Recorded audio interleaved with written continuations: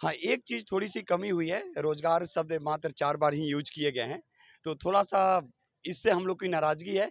लेकिन जो एकलव्य योजना जो लाई गई 770 एकलव्य योजनाओं के तहत 38,800 टीचिंग और नॉन टीचिंग की जो बहाली जो होगी अगले 3 सालों में, वो कहीं न कहीं हमारे लिए भविष्य के लिए सकारात्मक है। और नीतीश कुमार और तेजस्वी जो चिल्लाते हैं कि बिहार को विशेष राज्य का दर्जा मिलना चाहिए, तो आज हम विस्तार से इनको बताना चाह रहे हैं कि इनको भी मालूम है कि बिहार को विशेष राज्य का दर्जा नहीं मिल सकता है। विशेष पैकेज मिल सकते हैं, दर्जा नहीं मिल सकता है।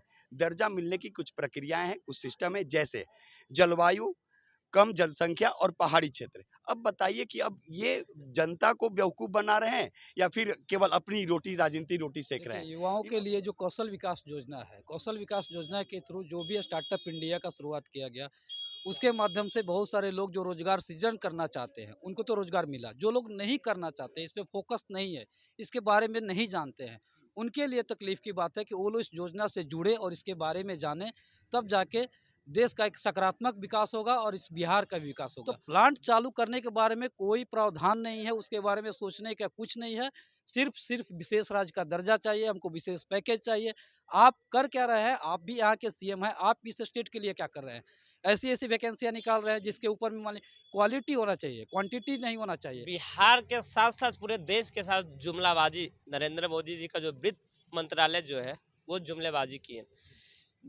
जिन्होंने रोजगार के नाम पे, जिन्होंने युवाओं के नाम पे अग्निवीर जैसे योजना युवाओं जो बिहार का हमारे मुखिया विशेष पैकेज मांगे अगर 20,000 करोड़, वही मोदी जी जाते हैं तो हमारे क्षेत्र में आकर बिहार में कहते हैं 2 करोड़, 20 करोड़, 25 करोड़ दे दूंगा। लेकिन वही हिसाब नरेंद्र मोदी जी कर रहे हैं। जब हमारे पास इनकम ही नहीं रहेगा, जब हम 7 लाख रुपया कमा ही नहीं पाएंगे, तो हम कहाँ से मतलब भर पाएंगे? जितने भाजपा में पूंजीपति लोग, अडानी अंबानी जैसे लोग हैं, अगर उनका रिटर्न फाइल अगर जब होवे लगे जीएसटी उनसे लिया जाएगा, तो हमारे एक स्टेट का कहीं ना कहीं मतलब अच्छा पैकेज मतलब मिल सकता है। ये लोग देश को तोड़ने और देश को जलाने का काम कर रहे हैं। और ये जुमला जो महिलाओं के लिए एक योजना आया, महिला बचत, जो 2 साल के लिए आया, ये कौन सा योजना है जी जो आप चुनाव के लिए मतलब ये कर रहे हैं? महिलाओं के नाम बेटी बचाओ बेटी पढ़ाओ के नाम पे यही भाजपा के लोग हैं जो राजनीति करना चाहते हैं। देखिए, हम असंतुष्ट है, लॉलीपॉप मिला है बिहार के युवाओं को, लॉलीपॉप मिला है।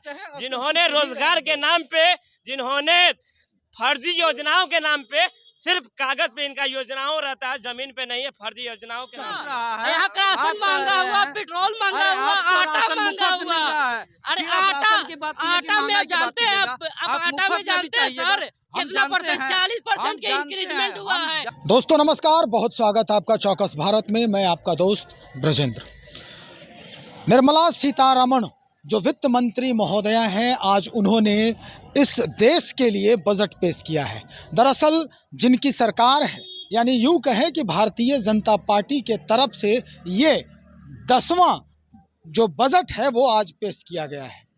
देश के लिए क्या कुछ ऐलान हुआ है ये तो आपने देखा ही, सुना ही और जाना ही। लेकिन हमारे राज्य की यानी बिहार के बारे में अगर बात करें तो इस राज्य के मुखिया यानी नीतीश कुमार जी, उप मुखिया तेजस्वी यादव जी और वित्त मंत्री, पूर्व वित्त मंत्री विजेंद्र चौधरी जी भी नाराजगी जताए हैं। इन्होंने कहा कि हमारे लिए कुछ भी सोचना मुनासिब नहीं समझा गया है इस बजट के दौरान। खैर, हम बात करने पहुंचे हैं, आज कुछ युवा हैं हमारे साथ। इन्हीं युवाओं के बारे में जानने का प्रयास कर रहे हैं कि अब इनके जहन में कौन सी वो बात घुमड़ रही है कि इस बजट में इनके लिए क्या कुछ सोचा गया है। कुछ प्रबुद्ध युवा हैं, कुछ नौकरी खोजने वाले युवा हैं और कुछ किसी को रोजगार अगर मिला भी है तो वो अपने स्तर से कुछ रोजगार ढूंढ लिए हैं और वो रोजगार में सम्मिलित हो गए हैं। चलिए इन्हीं युवा से हम बात करते हैं कि आज का जो बजट है इससे आप कितना इत्तेफाक रखते हैं? संतुलित है, बजट संतुलित है। हाँ, एक चीज़ थोड़ी-सी कमी हुई है, रोज़गार शब्द मात्र 4 बार ही यूज़ किए गए हैं, तो थोड़ा-सा इससे हम लोग की नाराज़गी है। लेकिन जो एकलव्य योजना जो लाई गई 770 एकलव्य योजनाओं के तहत 38,800 टीचिंग और नॉन टीचिंग की जो बहाली जो होगी अगले 3 सालों में, वो कहीं न कहीं हमारे लिए भविष्य के लिए सकारात्मक है। जहाँ तक बिहार की बात है और नीतीश कुमार और तेजस्वी जो चिल्लाते हैं कि बिहार को विशेष राज्य का दर्जा मिलना चाहिए, तो आज हम विस्तार से इनको बताना चाह रहे हैं कि इनको भी मालूम है कि बिहार को विशेष राज्य का दर्जा नहीं मिल सकता है। विशेष पैकेज मिल सकते हैं, दर्जा नहीं मिल सकता है। दर्जा मिलने की कुछ प्रक्रियाएं हैं, कुछ सिस्टम है, जैसे जलवायु, कम जनसंख्या और पहाड़ी क्षेत्र। अब बताइए कि अब ये जनता को बेवकूफ़ बना रहे हैं या फिर केवल अपनी रोटी, राजनीति रोटी सेक रहे हैं? इनको 17 साल पहले याद नहीं था। 17 साल ये बीजेपी के साथ थे। उसके पहले फिर ये बीच में आरजेडी के साथ मिले। तो ये तो सिर्फ पलटते हैं और केवल और एक ही इनकी राज है, विशेष राज्य का दर्जा। मान लीजिए कि अगर बच्चे को पैसा नहीं मिल रहा है घर से, अगर सोचने वाली बात है कि अगर हम उस जितना मिल रहा है, अगर हम उसी को सही तरीके से खर्च करें, तो फिर तो हम रोज़गार की संभावनाएँ को ये क्यों नहीं 3 चीज़ को यहाँ पे डेवलप कर रहे हैं? एग्रो बेस्ड इंडस्ट्रीज़ को क्यों नहीं डेवलप कर रहे हैं? टूरिज़्म को क्यों नहीं डेवलप कर रहे हैं? और स्मॉल स्केल इंडस्ट्रीज को क्यों नहीं डेवलप कर रहे हैं? तो केवल एक ही राग है, विशेष राज्य का दर्जा, विशेष राज्य का दर्जा। तो ये तो जनता इनकी नीयत को समझ चुकी है और आने वाले समय में जनता इनको पूरी तरह से जवाब देने वाली है। तेजस्वी यादव जी भी जो है स्पष्ट कर रहे हैं कि भाई हम इससे संतुष्ट नहीं हैं। विजेंद्र चौधरी जो यहाँ के पूर्व वित्त मंत्री थे, उन्होंने भी नाराजगी जो है वो दबे स्वर में जताया ही है। मुखिया को अगर छोड़ दें, यानी नीतीश कुमार जी को अगर छोड़ दें, तो जो सहयोगी हैं उनका भी यही राग है। अब आप क्या कहें? नहीं, ये पक्ष में कब होंगे? इनको तो कुछ भी निकाल के दे दीजिए तो ये पक्ष में नहीं होंगे। ये तो इनकी नीयत में ही है। ये पहले भी तो पूछ सकते हैं, इनके भी पिताजी करीब 15 साल शासन किए। आखिर अगर 15 साल में अगर विकास होता तो आज उनको सिंगापुर नहीं जाना पड़ता। ये हम लोग के लिए दुर्भाग्य है कि लालू जी को सिंगापुर जाना पड़ा। स्वास्थ्य की क्या स्थिति है? शासन तो आप भी तो किए 15 साल। तो ये बेवकूफ़ ये लोग बनाएँगे और इनको कुछ भी कर दीजिए, ये पक्ष में नहीं बोलने वाले हैं। चलिए, और भी युवा हैं यहाँ पर, इनसे हम बात करने का प्रयास कर रहे हैं। युवाओं के लिए जो बात कही गई है, रोजी और रोजगार की सबसे बड़ी परेशानी है आज के, क्योंकि बिहार में अगर देखा जाए तो ये सबसे ज़्यादा युवाओं की संख्या अपने राज्य में है। युवाओं के लिए क्या कुछ खास किया गया है हमारे यहाँ? देखिए, युवाओं के लिए जो कौशल विकास योजना है, कौशल विकास योजना के थ्रू जो भी स्टार्टअप इंडिया का शुरुआत किया गया, उसके माध्यम से बहुत सारे लोग जो रोजगार सृजन करना चाहते हैं, उनको तो रोजगार मिला। जो लोग नहीं करना चाहते, इस पे फोकस नहीं है, इसके बारे में नहीं जानते हैं, उनके लिए तकलीफ की बात है कि वो लोग इस योजना से जुड़े और इसके बारे में जानें, तब जाके देश का एक सकारात्मक विकास होगा और इस बिहार का भी विकास होगा। जब तक हम लोग बाहर के ऊपर में, अदर स्टेट के ऊपर में डिपेंडेंसी अपना निर्भर रखेंगे, हम लोग का कुछ नहीं हो सकता है। यहाँ पे जितने भी प्लांट बंद पड़ी हुई है, उनको चालू करना चाहिए, तभी जाके कुछ हो सकता है। यहाँ पे हम लोग यहाँ पहले बहुत सारे शुगर मिल के प्लांट थी जो बंद हो गए, उसके बाद से जूट की प्लांट थी वो बंद हो गए, मखाना वाला था वो बंद हो गया। तो प्लांट चालू करने के बारे में कोई प्रावधान नहीं है, उसके बारे में सोचने का कुछ नहीं है। सिर्फ विशेष राज्य का दर्जा चाहिए, हमको विशेष पैकेज चाहिए। आप कर क्या रहे हैं? आप भी यहाँ के सीएम हैं, आप इस स्टेट के लिए क्या कर रहे हैं? ऐसी-ऐसी वैकेंसियाँ निकाल रहे हैं जिसके ऊपर में मान ली क्वालिटी होना चाहिए, क्वांटिटी नहीं होना चाहिए कि हाँ, हम 20,000 बहाल कर दिए, टीचर बहाल कर दिए, अब 20,000 टीचर में किसी का क्वालिटी ही नहीं है। किसी भी लेवल के आदमी है, जब आप सीटेट पास कर गए तो फिर आपका ग्रेजुएशन का अंक जोड़ने की जरूरत नहीं है। यूपीएससी का एग्जाम दिया जाता है, यूपीएससी में ग्रेजुएशन पास वाला होता है, रिजल्ट होता है, सिर्फ उसका ज्वाइनिंग होता है। फिर आप सीटेट पास करने के बाद में मैट्रिक का अंक जोड़ना, ग्रेजुएशन का अंक जोड़ना और सीटेट का अंक जोड़ना, इसका कोई ताल्लुक ही नहीं बनता है। चलिए, और भी हैं यहाँ पर। आप रंजन जी, आप ये बताइए कि जो बजट पेश हुआ है, उसमें बिहार में जो उद्योग व्यवस्था है, उस पर नज़र नहीं डाला गया है, क्योंकि बिहार चैम्बर ऑफ कॉमर्स या बिहार इंडस्ट्रीज एसोसिएशन के लोग भी जो है वो नाखुश हैं इस चीज़ से। क्या लगता देखिए, है आपको? ये बिहार के साथ-साथ पूरे देश के साथ जुमलाबाजी, नरेंद्र मोदी जी का जो वित्त मंत्रालय जो है, वो जुमलेबाजी की है। जिन्होंने रोजगार के नाम पे, जिन्होंने युवाओं के नाम पे अग्निवीर जैसे योजना, युवाओं, जो बिहार का हमारे मुखिया विशेष पैकेज मांगे, अगर 20,000 करोड़ वही मोदी जी जाते हैं तो हमारे क्षेत्र में आकर बिहार में कहते हैं 2 करोड़, 20 करोड़, 25 करोड़ दे दूंगा। लेकिन क्यों नहीं दे रहे हैं? जब हमारे बिहार सरकार के मुखिया जब कहते हैं केंद्र सरकार द्वारा अत्यधिक जीएसटी जो लगाया गया है, जो ट्रांसपोर्ट पे, जो हमारे पेट्रोलियम पदार्थ पे, अगर उस जीएसटी को आप घटा देते इसमें, तो हमारे बिहार का भी विकास सही तरीके से। मध्यम वर्गीयों के लिए तो राहत का सांस मिला है कुछ, टैक्स में कमी आई ना है। राधे के 9 मन हुई है, ना राधे नची है ना। वही हिसाब नरेंद्र मोदी जी कर रहे हैं। जब हमारे पास इनकम ही नहीं रहेगा, जब हम 7 लाख रुपया कमा ही नहीं पाएंगे, तो हम कहाँ से मतलब भर पाएंगे। ये बहुत बैठकर बहुत साजिश जो चल रहा है कि गरीब को कैसे मारा जाए। जो बहुत कुछ लोग आज बता देते हैं, आपके माध्यम चैनल से बता देते हैं, जितने भाजपा में पूंजीपति लोग, अडानी अंबानी जैसे लोग हैं, अगर उनका रिटर्न फाइल अगर जब होवे लगे, जीएसटी उनसे लिया जाएगा, तो हमारे एक स्टेट का कहीं ना कहीं मतलब अच्छा पैकेज मतलब मिल सकता है, खर्चा चल सकता है। लेकिन ये मोदी जी का जो तोता के द्वारा जो ये लिया जा रहा है, वो कहीं टैक्स उनसे नहीं लिया जा रहा है। कौन है? पूंजीपति जो लोग, अडानी अंबानी, आज जो हमारे कह दे रहे LIC बिक गया, हमारे कह दे रहे SBI बिक गया, वही मोदी जी है ना कि जो लालू जी के समय हमारे रेल में कितना मतलब फायदा हुआ था। आज बता दीजिए कि जब हमारा रेल किस प्रकार से हमारे संसाधन को बेचने का काम कर रहे हैं, बताइए उस पूंजीपति का क्यों नहीं आप GST छापा मार रहे हैं।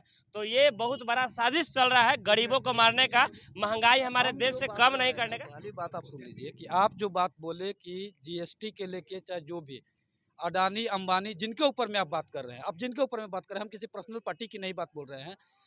जब तक किसी देश में पूंजीपति नहीं रहेंगे, किसी भी कंट्री का डेवलपमेंट पूंजीपतियों के द्वारा ही होता है।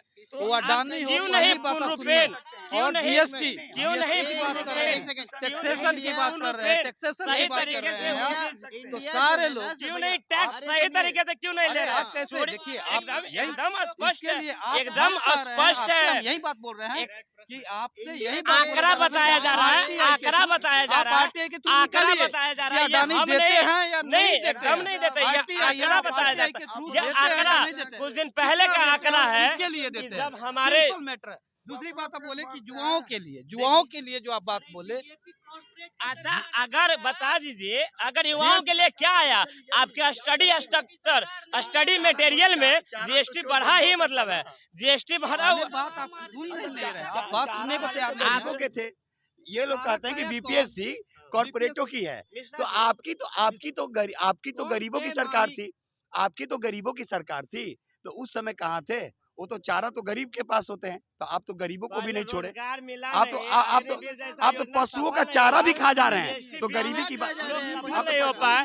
देखिए देख लीजिए, एक भी इन लोग का अग्निवीर जैसा ये सफल नहीं हो पाया, GST बिल मतलब सफल नहीं हो पाया, किसान का आय दुगना नहीं हो पाया। तो ये लोग कौन सा नौटंकी कर रहे हैं? ये क्या कर रहे हैं? ये लोग देश को तोड़ने और देश को जलाने का काम कर रहे हैं। और ये जुमला जो महिलाओं के लिए एक योजना आया, महिला बचत, जो 2 साल के लिए आया, ये कौन सा योजना है जी? जो आप चुनाव के लिए मतलब ये कर रहे हैं, महिलाओं के नाम, बेटी बचाओ बेटी पढ़ाओ के नाम पे यही भाजपा के लोग हैं जो राजनीति करना चाहते हैं। कुछ दिन पहले हमारे देश के खिलाड़ी जो बृजभूषण जी थे, उनके आज तक नहीं आज चोर है, चली गई। जो गरीब है वो और गरीबे होते जा रहा है। हम भी बीजेपी जो, लेकिन हम आज तक गरीबी के झेल ये पूरी कैपिटलिस्ट गवर्नमेंट है। एक समाजवाद होता है ना, इन लोगों को समाजवाद पता ही नहीं है। एजुकेशन पॉलिसी लाए नया, ठीक है, चलिए बहुत अच्छी बात है। कुल मिला के आप लोग क्या कहना चाहते हैं? ये बजट आपके अनुकूल है? संतुष्टित बजट है, 90% लोगों को लाभ मिलने वाला है।